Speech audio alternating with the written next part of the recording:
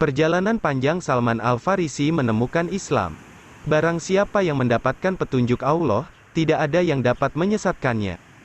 Sebaliknya, barang siapa yang disesatkan olehnya, tidak ada yang dapat menunjukinya. Demikianlah penggalan ayat yang kiranya sesuai dengan kisah yang terjadi pada salah seorang sahabat Nabi Muhammad SAW, Salman Al-Farisi. Pencarian panjang Salman untuk menemukan kebenaran telah melewati perjalanan yang berliku, hingga akhirnya, ia menemukan kebenaran yang dibawa oleh Nabi Muhammad SAW yang membuatnya memeluk Islam. Dikutip dari buku ini berjudul, Perjalanan Mencari Kebenaran, seorang laki-laki bernama Salman Al-Farisi, karya Dr. Saleh As-Saleh. Salman dikatakan menceritakan kisahnya kepada seorang sahabat dan keluarga dekat Nabi Muhammad yang bernama Abdullah bin Abbas. Abdullah kemudian menceritakan kisah seorang Salman itu kepada yang lainnya. Salman adalah seorang sahabat Nabi yang berasal dari bangsa Persia, yaitu dari sebuah desa bernama Jayun di kota Isfahan. Ayahnya adalah seorang kepala desa. Karena sikap baiknya kepada sang ayah, Salman dipercaya ayahnya untuk mengawasi api yang dia nyalakan. Demikianlah, ayah Salman adalah seorang majusi yang menyembah api. Suatu hari, ayahnya memintanya untuk pergi ke tanah miliknya dan memenuhi beberapa tugas yang dia inginkan.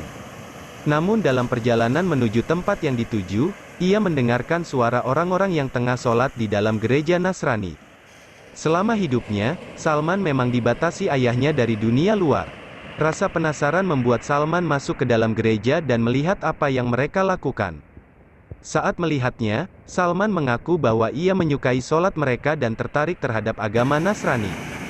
Salman memang memiliki pemikiran yang terbuka dan bebas dari taklid buta. Saya berkata, kepada diriku, sungguh, agama ini lebih baik daripada agama kami. Saya tidak meninggalkan mereka sampai matahari terbenam.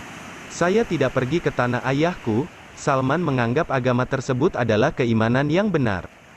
Ia lantas bertanya kepada orang-orang di gereja, dari mana asal agama tersebut? Mereka menjawab, dari Syam. Negara Syam saat dikenal termasuk 4 negara, yaitu Suriah, Yordania, Palestina, dan Lebanon. Salman tetap mengingat ayahnya dan kembali, setelah ayahnya mengirim seseorang untuk mencarinya. Ia lantas menceritakan apa yang dialaminya dan termasuk ketertarikannya kepada agama Nasrani itu. Sang ayah lantas menegaskan, bahwa tidak ada kebaikan pada agama Nasrani. Sang ayah bersikeras bahwa agama Majusi adalah agama nenek moyangnya yang lebih baik. Namun, Salman menegaskan, bahwa agama Nasrani itu lebih baik dari Majusi. Karena pendiriannya itu, ayahnya kemudian mengancamnya dan merantai kedua kakinya serta memenjarakannya di rumahnya. Namun, hal itu tak lantas menyurutkan langkah Salman untuk melanjutkan pencariannya akan kebenaran. Ia lantas mengirimkan pesan kepada kaum Nasrani dan meminta mereka memberi kabar jika ada pedagang Nasrani datang dari Syam. Ia juga meminta orang Nasrani untuk mengabarinya kapan rombongan dari Syam itu kembali ke negerinya. Setelah rombongan itu bersiap kembali ke Syam, Salman lantas melepaskan rantai dari kakinya dan mengikuti rombongan itu sampai tiba di Syam. Saat di Syam, ia bertanya dan mencari sosok yang paling alim di antara orang dari agama mereka. Mereka kemudian menunjuk pada seorang pendeta di dalam gereja. Salman kemudian mendatangi sang pendeta dan berkata bahwa ia menyukai agama Nasrani dan akan berkhidmah di gereja. Namun, Salman menemukan sesuatu yang buruk dari pendeta itu. Salman bercerita, bahwa pendeta itu memerintahkan kaumnya untuk membayar sedekah. Namun, ia hanya menyimpannya bagi dirinya sendiri dan tidak memberikannya kepada orang-orang miskin. Salman yang membenci perbuatan sang pendeta, hingga akhirnya sang pendeta meninggal, ia membuka keburukannya kepada kaumnya dan menunjukkan harta simpanan berupa 7 guci emas dan perak yang disembunyikan sang pendeta. Kaumnya lantas enggan menguburkan sang pendeta dan mencaci makinya. Namun sebelum sang pendeta meninggal, Salman bertanya dan meminta wasiat siapa yang akan diikutinya setelah pendeta itu tiada. Sang pendeta kemudian menunjuk kepada seorang laki-laki di Musil, kota besar di barat laut Irak. Salman pun mendatanginya dan tinggal bersama dengan orang yang berpegang pada ajaran Nasrani seperti pendeta sebelumnya.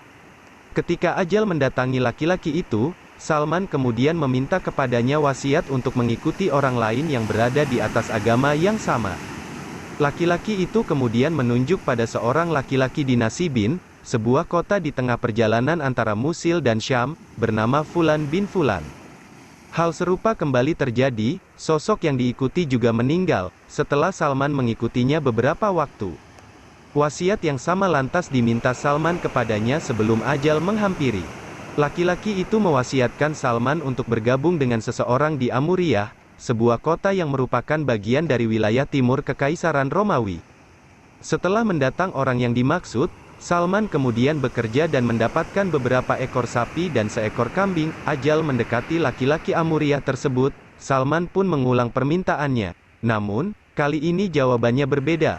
Laki-laki itu berkata, "Wahai anakku, saya tidak mengenal seorang pun yang berpegang pada perkara agama yang sama dengan kita. Namun, seorang nabi akan datang pada masa kehidupanmu, dan nabi ini berada pada agama yang sama dengan agama Ibrahim."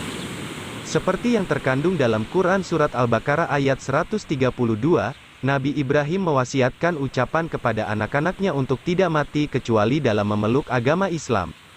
Ibrahim menikahi Sarah dan Hajar. Keturunannya dari perkawinannya dengan Sarah adalah Ishak, Yakub, Daud, Sulaiman, Musa dan Isa alaihi salam. Sedangkan keturunannya dari perkawinannya dengan Hajar adalah Ismail dan Muhammad. Ismail dibesarkan di Makkah, Arab Saudi, dan Muhammad adalah keturunannya. Laki-laki itu menggambarkan Nabi Muhammad SAW. Dia akan diutus dengan agama yang sama dengan agama Ibrahim.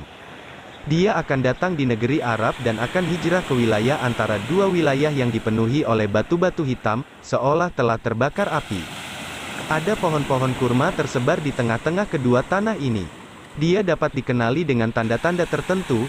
Dia akan menerima dan makan dari makanan yang diberikan sebagai hadiah, tetapi tidak akan makan dari sedekah. Stempel kenabian akan berada di antara pundaknya. Jika engkau dapat pindah ke negeri itu, maka lakukanlah. Suatu hari, beberapa pedagang dari Bani Kalbe melewatinya. Salman lantas meminta mereka untuk membawanya ke negeri Arab dan sebagai gantinya ia akan memberikan sapi-sapi dan kambing yang dimilikinya. Namun ketika mereka mendekati Wadi Al-Qura, dekat dengan Madinah, mereka menjualnya sebagai budak kepada seorang Yahudi. Suatu hari, sepupu majikan Salman dari suku Yahudi Bani Quraidah di Madinah datang berkunjung dan membeli Salman. Ia lantas membawa Salman ke Madinah, hingga suatu hari, Nabi Muhammad hijrah ke Madinah. Salman berkata, "Suatu hari, saya sedang berada di atas pohon kurma di puncak salah satu rumpun kurma melakukan beberapa pekerjaan untuk majikanku. Saudara sepupunya datang kepadanya dan berdiri di hadapannya. Majikan Salman sedang duduk, dan berkata, 'Celaka Bani Kilah, orang-orang dari suku Kilah, mereka berkumpul di Kuba 16 di sekitar seorang laki-laki yang datang hari ini dari Makkah mengatakan, dirinya sebagai seorang nabi.' Saya bergetar hebat ketika mendengarnya hingga saya khawatir saya akan jatuh menimpa majikanku. Saya turun dan berkata, 'Apa yang engkau katakan? Apa yang engkau katakan?' Majikanku menjadi marah dan memukulku dengan pukulan yang kuat seraya berkata, 'Apa urusanmu mengenai ini? Pergi dan kerjakanlah pekerjaanmu.' Pada malam itulah, Salman pergi menemui Rasulullah ketika berada di Kuba. Saat bertemu, Salman memberikan apa yang dia simpan sebagai sedekah. Salman pun menawarkannya kepada Muhammad. Rasulullah berkata kepada para sahabatnya untuk memakannya. Namun, beliau sendiri tidak memakannya. Saat itulah, Salman merasa yakin bahwa Rasulullah adalah sosok Nabi yang dimaksud.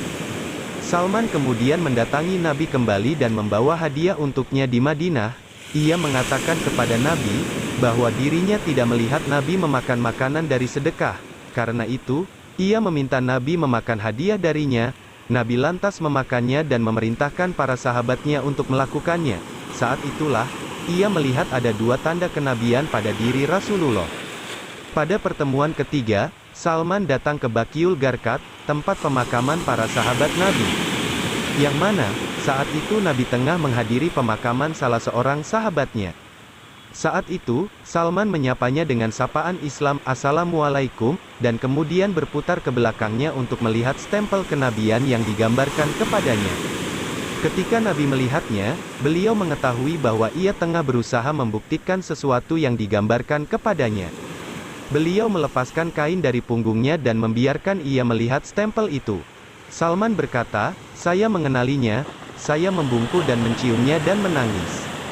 Rasulullah memerintahkanku untuk berbalik, yakni berbicara kepadanya. Saya menceritakan kisahku, beliau sangat menyukainya sehingga memintaku menceritakan seluruh kisahku kepada para sahabatnya." Saat itu, Salman masih menjadi budak majikannya. Karenanya, ia tidak mengikuti dua peperangan menghadapi kaum kafir Arab. Namun, Nabi memintanya untuk membuat perjanjian dengan tuannya untuk membebaskannya dari status budak. Salman lantas mendapatkan persetujuan dengan tuannya, yang mana, dia akan membayar majikannya 40 ukiah emas dan berhasil menanam 300 pohon kurma yang baru. Nabi saat itu meminta para sahabat untuk membantu Salman mengumpulkan jumlah pohon kurma yang diminta. Nabi kemudian memerintahkan Salman untuk menggali lubang yang cukup untuk menanam bibit. Rasulullah kemudian menanam setiap bibit dengan tangannya sendiri. Salman lantas memberikan pohon-pohon itu kepada majikannya. Di sisi lain, Nabi juga memberi Salman emas sebesar telur ayam dan memintanya untuk memberikan emas seberat 40 ukiah itu kepada majikannya sebagai penebus utang. Salman pun akhirnya dibebaskan. Sejak saat itu, Salman menjadi sahabat dekat Rasulullah.